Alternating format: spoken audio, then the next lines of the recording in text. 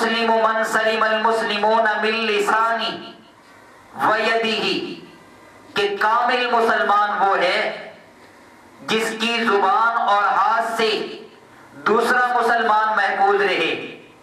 اگرچہ ہاتھ کے ذریعے بھی تکلیف ہوتی ہے، زبان کے ذریعے بھی تکلیف ہوتی ہے، مگر آقا صلی اللہ علیہ وسلم نے زبان کی اہمیت کے پیش نظر زبان کا پہلے تذکرہ کیا، اس لیے کہ زبان کے ذریعے تکلیف جو پہنچائی جاتی ہے وہ ہاتھ کی تکلیف سے زیادہ ہے۔ ہاتھ کے ذریعے تکلیف پہنچانے کے لیے آدمی کسی آلہ کا محتاج ہوتا ہے، زبان کے ذریعے تکلیف پہنچانے میں آدمی کسی آلہ کا محتاج نہیں ہوتا، اور ہاتھ کے ذریعے صرف اسے تکلیف پہنچائی جا سکتی ہے جو سامنے موجود ہو، لیکن زبان کے ذریعے جہاں حاضر اور موجود کو تکلیف پہنچائی جا سکتی ہے، وہاں دور بیٹھے غیب کو بھی تکلیف پہنچائی جا سکتی ہے۔ اس لیے کامل مسلمان وہ ہے کہ جس کی زبان اور ہاتھ سے مسلمان محفوظ رہے۔ الغرض، زبان کی اہمیت کے پیش نظر آقا صلی اللہ علیہ وسلم نے زبان کو مقدم اور پہلے ذکر فرمایا۔ دوسری بات، زبان کی وصفیت کیا ہے؟ تو یاد رہے اللہ تعالیٰ نے زبان کو صفات متضادہ کا مالک بنایا ہے، اس میں مختلف صفات ہیں۔ یہی زبان ہے جس کے ذریعے ایک بندہ دوسرے بندے کی غیبت کرتا ہے، یہی زبان ہے جس کے ذریعے دوسرے مسلمان پہ الزام تراشی کی جاتی ہے، یہی زبان ہے جس کے ذریعے دوسرے بھائی کا تمسخر اڑایا جاتا ہے، اسی زبان کے ذریعے گالم گلوچ کیا جاتا ہے، اسی زبان کے ذریعے طعن و تشنیع کی جاتی ہے، اور اسی زبان کے ذریعے بندہ کلمات شرکیہ ادا کرتا ہے، کلمات کفریہ ادا کرتا ہے، اور اس کے برعکس یہی زبان ہے جس کے ذریعے بندہ کلمہ توحید، کلمہ طیبہ لا الہ الا اللہ محمد الرسول اللہ پڑھ کے کفر کے خارستان سے اسلام کے چمنستان میں داخل ہوتا ہے۔ یہی کلمہ اسی زبان سے ادا ہوتا ہے کہ اگر 70 سال کا کافر بھی یہ کلمہ پڑھ لے تو اس کے سابقہ تمام گناہ معاف کر دیے جاتے ہیں۔ اللہ نے حکم دیا، یا ایھا الذین آمنوا اتقوا اللہ وقولوا قولا سدیدا، اے مسلمانوں، اے ایمان والو، اللہ سے ڈرتے رہو اور صحیح بات کہو، سیدھی بات کہو۔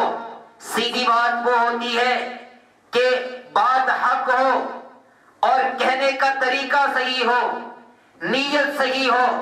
اکابرین نے لکھا ہے کہ جو بھی بات ان 3 صفات کے ساتھ کی جائے گی کہ بات صحیح، نیت صحیح اور طریقہ صحیح ہوا تو وہ ضرور فائدہ مند ہوگی۔ اگر ہم قول سدید اور صحیح بات کہتے رہے تو اس کے فوائد کیا ہیں؟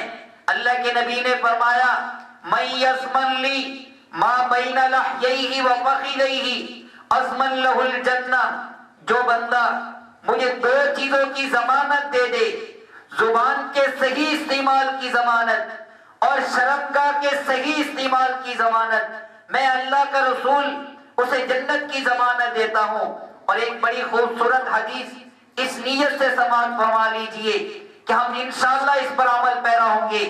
اللہ کے نبی نے فرمایا، ان الجنت تشتاق الی 5 نفر، 5 آدمی ایسے ہیں کہ جنت جن کی منتظر رہتی ہے، جنت اس کے اشتیاق میں رہتی ہے۔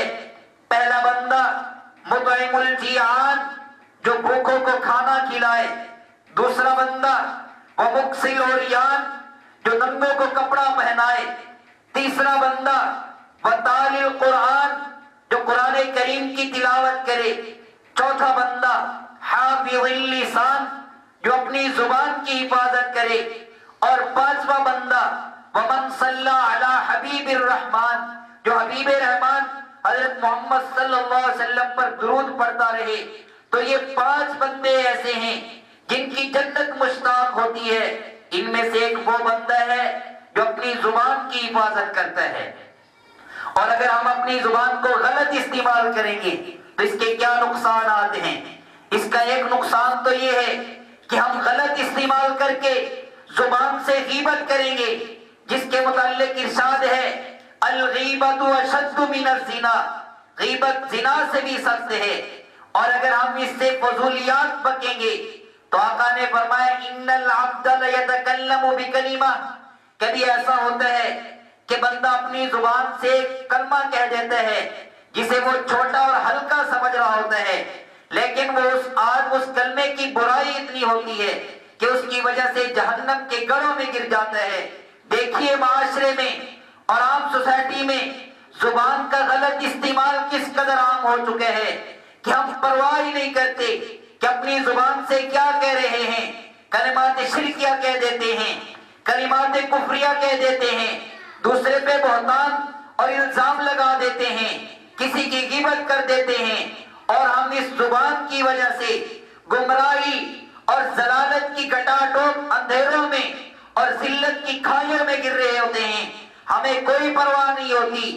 آج تحیہ کریں اور یہ تمنا اور کریں کہ انشاءاللہ اس زبان کا صحیح استعمال کر کے فوز دارین حاصل کریں گے، اور غلط استعمال سے بچ کر آقا صلی اللہ علیہ وسلم نے جتنے فضائل بیان کیے ہم ان کو حاصل کرنے کی کوشش کریں گے.